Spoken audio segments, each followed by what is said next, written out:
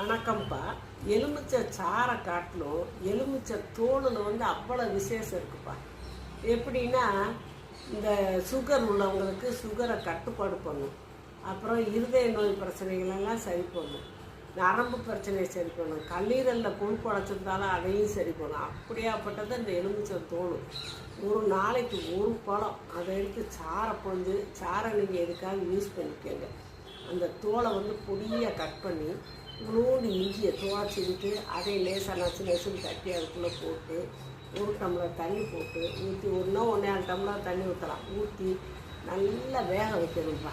வேக வச்சுட்டு அதை அந்த தண்ணியை வச்சு வெறுப்பாக இருக்கும்போது காலையில் வெறும் வயிற்றுல தினம் குடிச்சுக்கலாம்.